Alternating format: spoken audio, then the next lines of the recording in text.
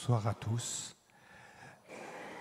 Je me prénomme Dominique, j'ai 62 ans, je suis marié et j'ai 4 beaux enfants.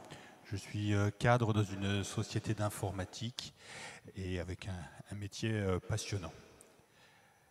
En octobre 2023, on me diagnostiquait un cancer du poumon ayant métastasé dans le cerveau. Une des conséquences de la métastase, et c'est ce qui a permis d'ailleurs de voir que j'avais ce cancer, c'est que brutalement, tout mon côté droit s'est paralysé. Du doigt de pied jusqu'en haut du crâne, tout mon hémicorps, la moitié exactement du corps, était paralysé. Ce jour-là, ce 2 octobre, en une seconde, mon monde sans souci, confortable, que j'avais construit depuis des années, s'est écroulé. Mes chances de guérison étaient relativement faibles. La tumeur au poumon était trop grosse et mal placée, donc inopérable. Et celle au cerveau, la métastase au cerveau était au milieu du cerveau, donc bien entendu inopérable. Donc je suis alors passé par toutes les phases habituelles quand on vous diagnostique une maladie, le refus, le déni, la colère, l'abattement, jusqu'à la dernière phase qui était la décision que j'ai prise de m'abandonner, de me laisser aller. Donc persuadé qu'il me restait que peu de temps à vivre, j'ai réglé toutes mes affaires terrestres et j'ai fait mienne la phrase de Charles de Foucault: mon père, je m'abandonne à toi, fais de moi ce que tu voudras.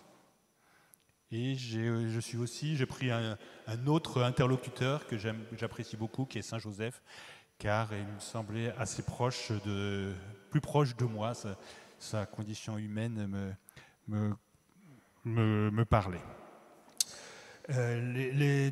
Après, très rapidement, évidemment, les traitements de radiothérapie et de chimiothérapie ont commencé avec le cortège de conséquences, une immense fatigue incompréhensible tant qu'on n'a pas eu une chimiothérapie, cette fatigue monstrueuse, des nausées, tout un tas de conséquences indésirables.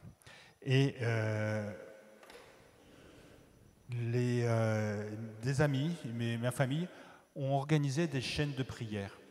Et un de mes amis m'a parlé de Saint-Nicolas, que je ne connaissais pas. Et donc, il m'a accompagné ici, puisque je marchais assez difficilement, j'avais une canne, je ne pouvais pas descendre les escaliers, prendre le métro, c'était très, très, très compliqué.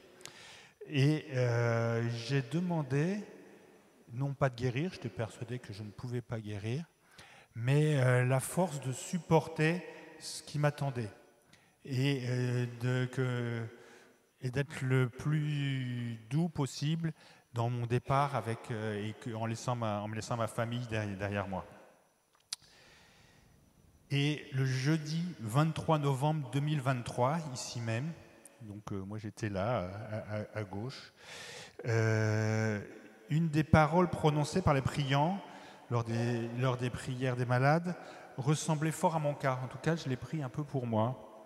Il disait: une personne victime et qui souffre d'un cancer en pleine métastase et qui s'est tournée vers le Seigneur en lui implorant la grâce de la force. J'avais vraiment demandé juste: fais en sorte que je ne souffre pas trop quand je vais mourir.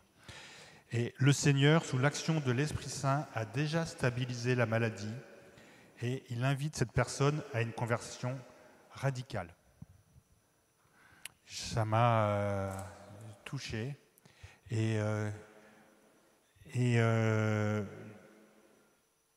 en avril 2024, donc 3-4 mois plus tard, mon médecin m'a annoncé une régression de la tumeur et de la métastase.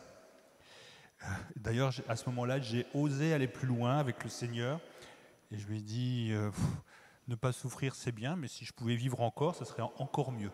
Donc j'ai osé demander la guérison. Et en décembre 2024, donc il y a 6 mois, mon oncologue, mon médecin, m'a dit la tumeur a quand même réduit. Je vais consulter un chirurgien pour voir si maintenant elle est opérable, si on peut la retirer. Enfin, la tumeur au poumon, dans le cerveau, il n'y a rien à faire. Quelques jours après, il me rappelle, et ça je m'en souviendrai toujours, j'étais dans la voiture avec ma femme qui conduisait, et il me dit: j'ai 2 bonnes nouvelles pour vous. La première bonne nouvelle, c'est que le chirurgien est d'accord pour vous opérer. C'est super. Et la deuxième nouvelle, qui est peut-être encore meilleure, c'est qu'il se demande ce qu'il va pouvoir opérer, car il n'y a plus rien.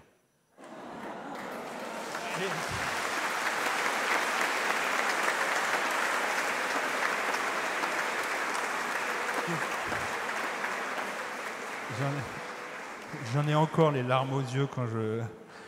Et il a eu cette phrase, mon médecin, en disant: j'ai jamais vu cela. Moi j'ai pensé en moi, j'ai rien dit, je dis: je sais d'où ça vient. Je sais d'où ça vient. Alors, durant toute cette période, ma foi s'est affirmée. J'ai commencé par lutter, rébellion, colère, etc. Puis par implorer, faire en sorte que je ne souffre pas. Puis je me suis abandonné. Et c'est à ce moment-là que la guérison est venue. Tout au long de ce process de guérison, j'ai senti, et je ne sais pas comment l'exprimer, mais de même que vous pouvez sentir l'amour de votre femme, l'amour de vos enfants, j'ai senti les prières m'envelopper, me soutenir, me protéger et m'ouvrir un chemin vers Dieu. Et de ce fait, me porter vers la guérison. Je sais maintenant, j'en suis convaincu, et c'est pour ça que je suis devant vous aujourd'hui, et que je veux témoigner, que la prière est un élément important dans les processus de guérison. Ça ne fait pas tout, mais c'est un élément qui m'a énormément soutenu, aidé, et qui, je ne sais pas quelle est sa part de son pourcentage d'importance dans le processus de guérison. Ma vie a radicalement changé maintenant. Je veux vraiment témoigner de ce que j'ai vécu. Je veux témoigner de la puissance de la prière, de l'écoute de Jésus. On est entendu dans ces prières de malades qu'il y a aujourd'hui, et de la bonté de Dieu. Je vais aller un petit peu plus loin. Je considère maintenant, alors c'est facile à dire maintenant que je vais mieux, que cette épreuve est une chance qui m'a été donnée de me rapprocher du Seigneur avant qu'il soit trop tard, avant que je meure, et de réorienter ma vie. Toutes mes séquelles n'ont pas disparu. Je ne suis plus paralysé du côté droit, mais je reste engourdi, un peu insensible. Et je le prends comme un petit rappel que me fait le Seigneur en disant: n'oublie pas, tout peut changer rapidement. Et ce petit handicap me permet de savourer chaque jour, chaque instant de ma vie, chaque moment. Au début de ma maladie, je m'étais dit je ne verrai jamais mes enfants se marier, je ne verrai jamais mes petits-enfants. Il y a 1 mois, un de mes enfants s'est marié. Il y a 15 jours, un deuxième de mes enfants m'a annoncé ses fiançailles. Je dirais, je n'ai que 5 mots pour conclure. Ayez confiance, le Seigneur est bon.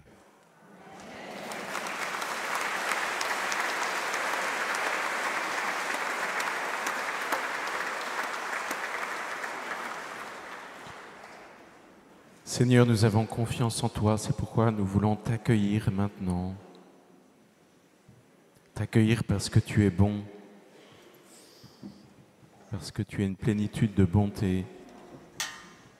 Viens parmi nous